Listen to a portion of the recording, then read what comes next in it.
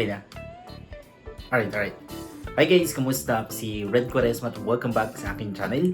At kung bago pa lang kayo sa aking channel, huwag niyo kalimutan na mag-subscribe at sipahin niyo rin tayo bell button doon sa baba para update kayo kung meron akong mga bagong video na i-upload dito sa aking channel. At para sa video ito, taste test na naman ang gagawin ko. So, iti-taste test ko to guys. Itong Aimee Instant Noodle Vegetable Flavor. So, yan siya. Nabili ko lang to guys sa supermarket for only 41 pesos. And gusto ko siyang tikman at sabihin sa inyo kung okay ba yung lasa nito or hindi. So yun yung kanyang packaging. Ang ganda ng kanyang packaging guys. Tapos medyo matigas yung kanya guys ha, yung pinaka-cup niya. Yan. So tara. Tikman natin. Okay. Tanggalin ko lang yung pinaka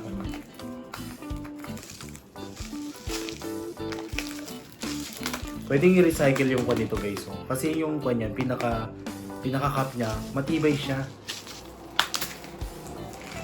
Tapos dito, meron siyang kwan dyan. Diyan mo siya bubuksan. Tanggalin natin. Tadan! Tapos ito yung kanyang flavor. Yung kanyang seasoning. Yan. Tapos meron na rin siyang kasamang guys, tinidor. Ang cute ng tinidor. Galing ah. Dapat yun ito lahat ng cup noodles, no? Para, tas yan. Kakabit mo lang siyang ganyan. On the go food, di ba? So, lalagyan ko na siya ng hot water. Balikan ko kayo dyan. Wait lang. Ang cute lang eh. Ayun yung kanyang pinaka-noodle. Alright, tapos 3 minutes. Hintay lang natin siyang maluto. Tapos, doon sa pinakaloob guys, may number na siya. Hanggang 300 ml. So hanggang doon yung water niya. Alright. Hintayin nyo ako dyan. Okay, nalagyan ko na siya ng hot water and then takpan natin. Ang ganda ng kanyang packaging. Ang tibay niya. Diba? Oh. Alright, hintayin natin. Okay na siya mga kapuli. Lagay na natin ng flavor.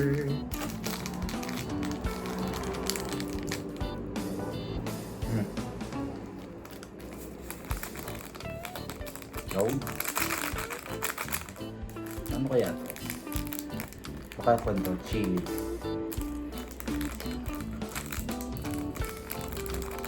Sinutin natin sayang.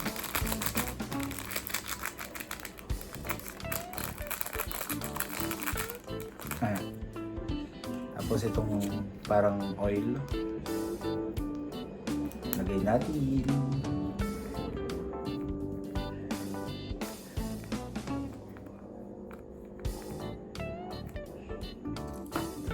Halo-haluin.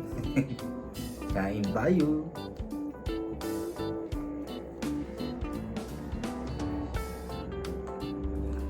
Woohoo! Dala pakita ko sa inyo guys. So ganyan yung kanyang laman guys. Yan, tara, kain tayo. Hello po, kain po tayo. Kain po tayo ng noodles.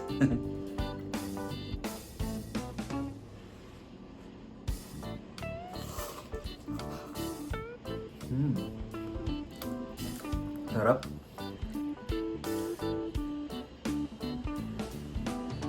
Ang init.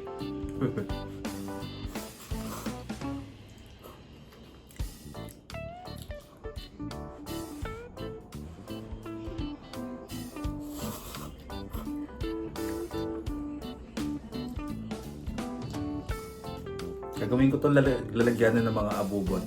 Ang ganda ng lalagyanan niya guys. Gagawin kong alkansya. Marami akong barya eh.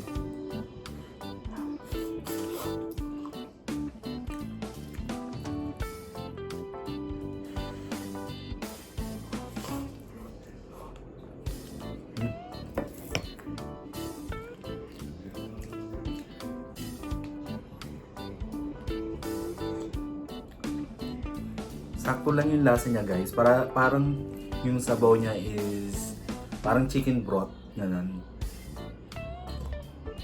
Hindi siya maalat. And then walang masyadong spices kang malalasahan.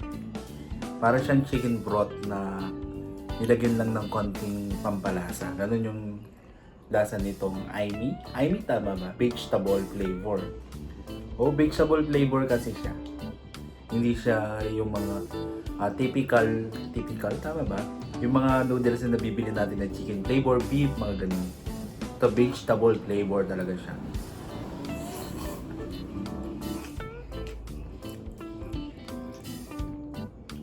May mga carrots siya.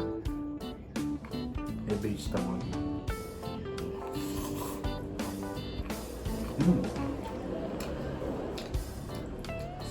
Kung bibigyan ko siya ng rate, bigyan ko siya ng 7.5 out of 10. Approve! Yani!